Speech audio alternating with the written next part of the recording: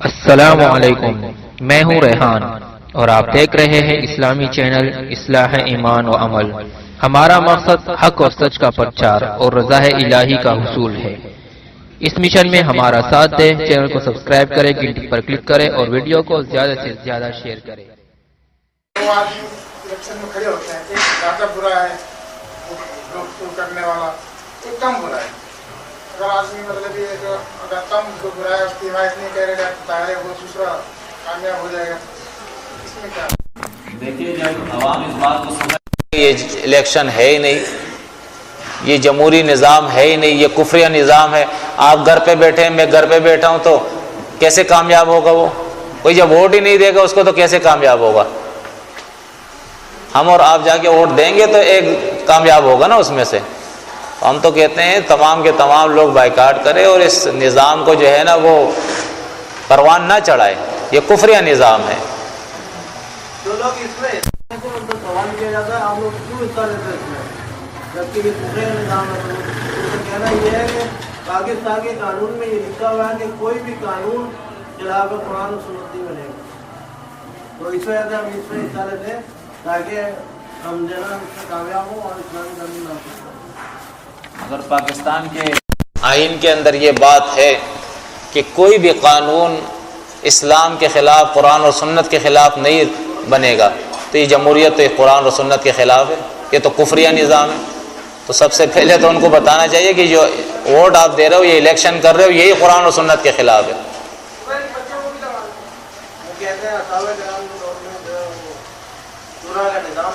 شورا کا نظام بالکل الگ چیز ہے۔ دیکھیں، شورا کا نظام ایسا ہوتا ہے کہ جو سابقون السابقون ہوتے ہیں، اللہ کے دین کے اندر مجاہدہ کرنے والے اول صف میں جو لوگ ہوتے ہیں، تقویٰ کے اندر سب سے زیادہ ہوتے ہیں، تو امیر جو ہے وہ ان کے سب لوگوں کے اوپر ان کی نظر ہوتی ہے کون شخص کیسا ہے، تو ان اہل الرائے اور اہل التقویٰ کے اندر لوگوں کا انتخاب وہ کرتا ہے۔ جو زیادہ مجاہد لوگ ہوتے ہیں اور سمجھدار لوگ ہوتے ہیں، ان میں سے چند لوگ جو ہے ان کو منتخب کرتا ہے اور اپنی ایک شورا بناتا ہے، اور پھر وہ شورا جو ہے اس میں سے وہ رائے لیتا ہے۔ لیکن امیر اس کے اندر جو ہے اختیار امیر کے پاس ہوتا ہے کہ فیصلہ وہ کرے گا، قرآن اور سنت کے مطابق فیصلہ وہ کرے گا۔ لیکن کچھ معاملات ایسے ہوتے ہیں جس کے اندر قرآن اور سنت جو ہے اس کے احکامات کے بجائے وہ خالص دنیائی معاملہ ہوتا ہے، ٹھیک ہے نا، تو اس میں رائے لی جاتی ہے کہ بھائی آپ اپنے غور و فکر سے اور تدبر سے دیکھیں کہ اس معاملے کے اندر ہم کس طرح کا فیصلہ کریں، تو وہ اپنے اس کابینہ سے، اس شورا سے اس کے بارے میں جو ہے فیصلہ لیتا ہے، یا کسی کا انتخاب کرنا ہوتا ہے، جو بھی معاملہ ہوتا ہے تو اس میں رائے لی جاتی ہے۔ لیکن جہاں قرآن اور سنت کی بات ہوتی ہے اس میں رائے نہیں لی جاتی ہے، نہ شرائیت ہوتی ہے، وہ تو فیصلہ موجود ہوتا ہے اللہ کا اور اس کے رسول کا طریقہ۔ تو یہ حکومتی معاملات کے اندر جو ہے مشورے کیے جاتے ہیں اور اس کا انتخاب امیر کرتا ہے، اور آخری فیصلے کا اختیار جو ہے وہ بھی امیر کے پاس ہوتا ہے۔ یہاں تو عوام کے پاس اختیار ہوتا ہے، جس نے زیادہ ووٹ دے دیے بس وہ کامیاب ہو گیا۔ خلفائے راشدین کا انتخاب کیسے ہوا؟ خلفائے راشدین کا انتخاب کیسے؟ خلفائے راشدین کا انتخاب کا طریقہ یہ تھا کہ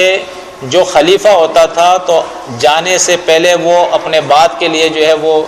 رائے قائم کرتا تھا کہ میرے بعد کون شخص ہے جو اس چیز کو سنبھالے گا، ٹھیک ہے نا، اور پھر وہ شورا کے اوپر چھوڑ دیتا تھا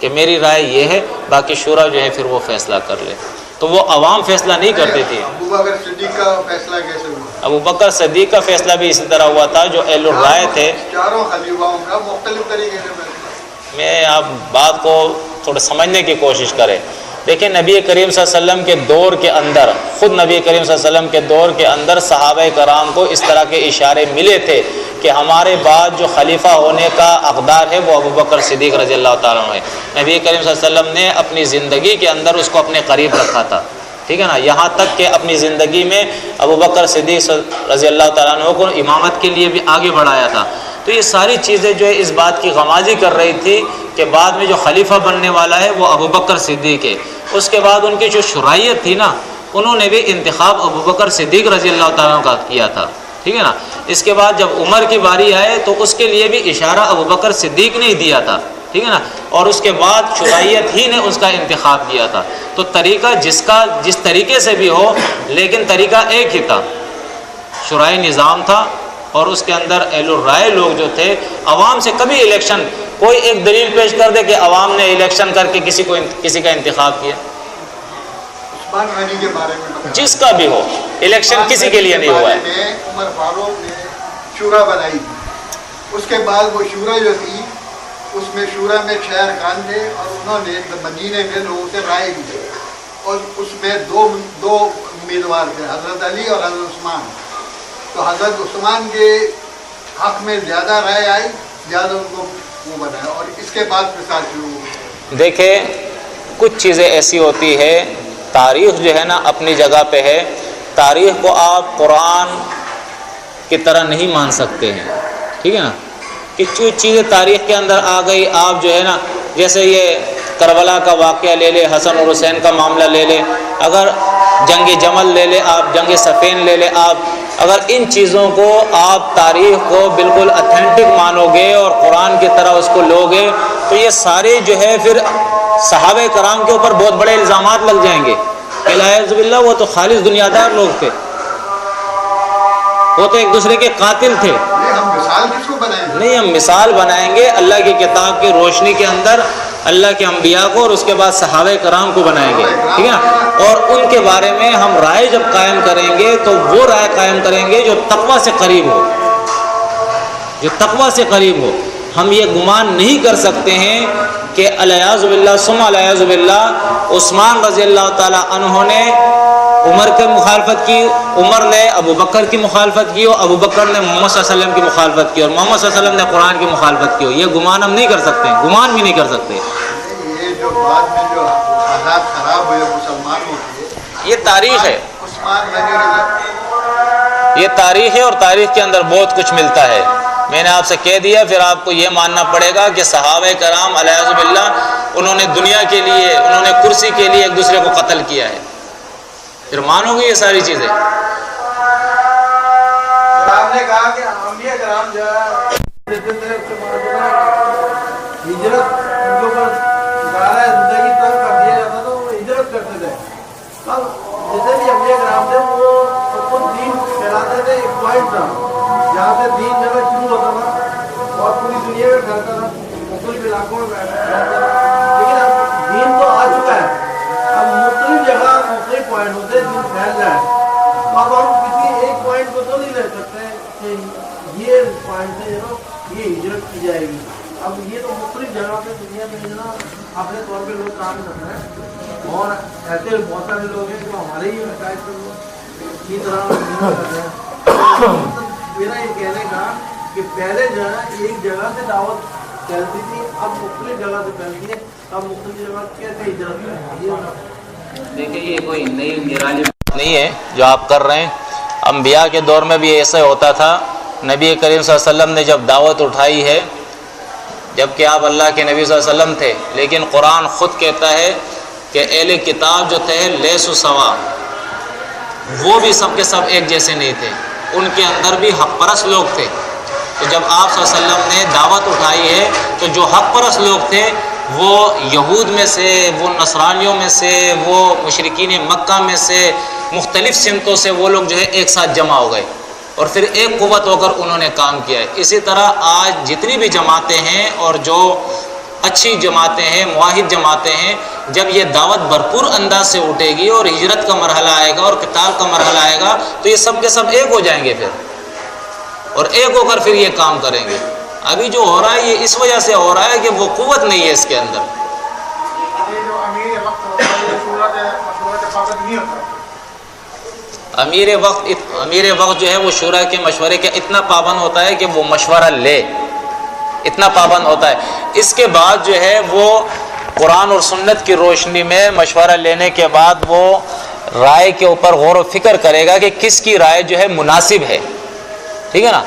صحیح ہے، مناسب ہے، دینی لحاظ سے وہ جو ہے مفاد میں ہے، تو اس رائے کے اوپر وہ فیصلہ کر دے گا۔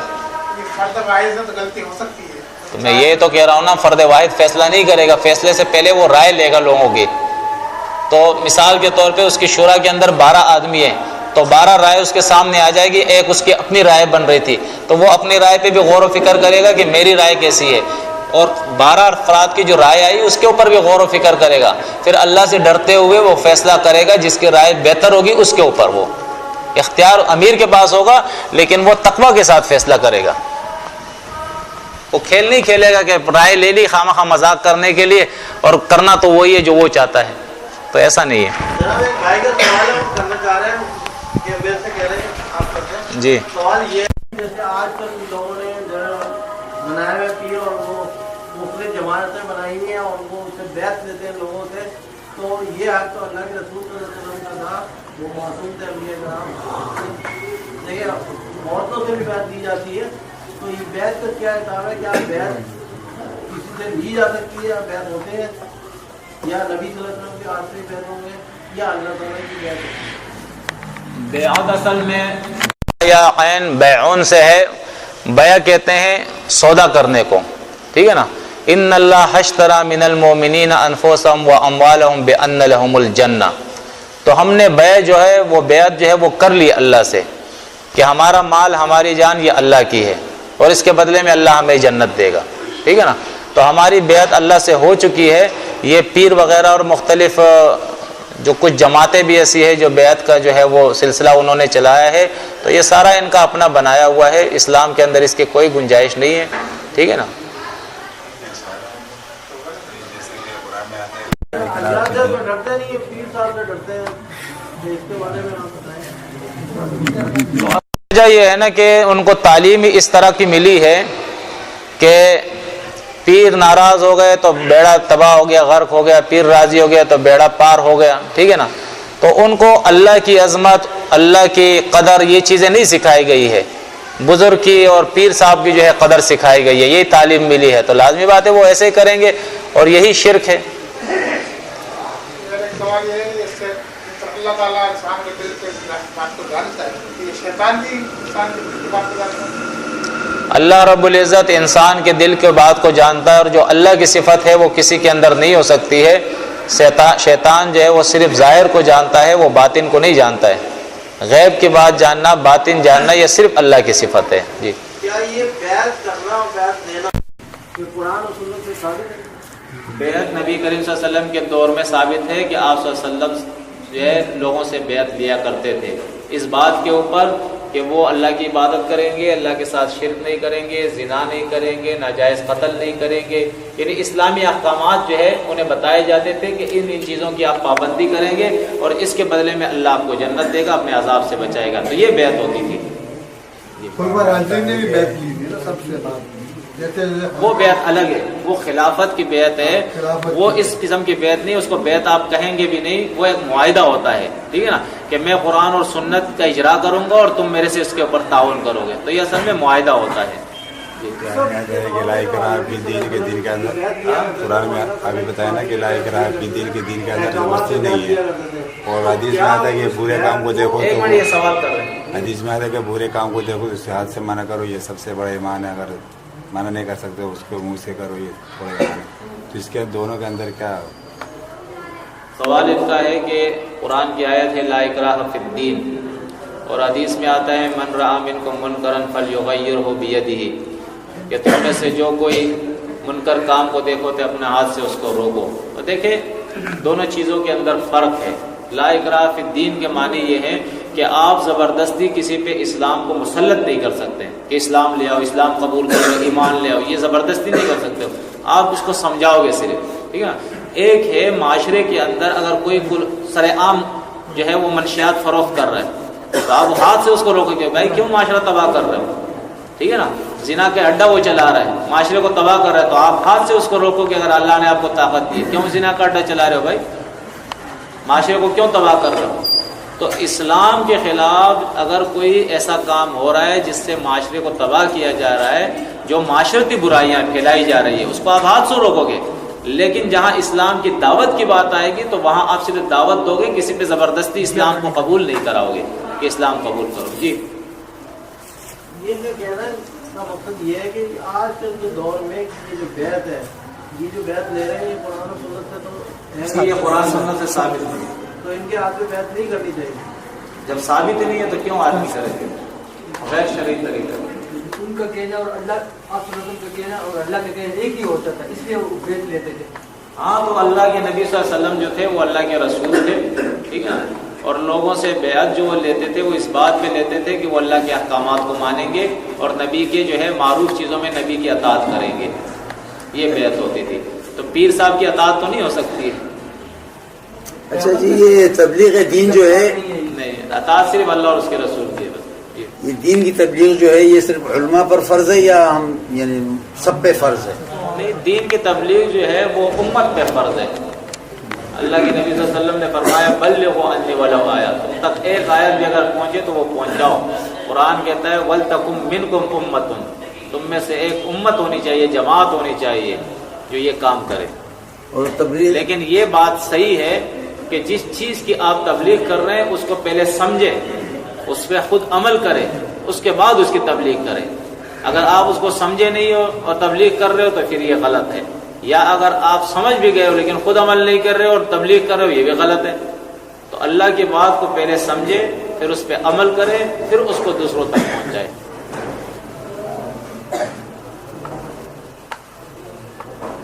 سبحانک اللہم و بحمدک، اشہد ان لا الہ الا انت، استغفرک و اتوب الیک۔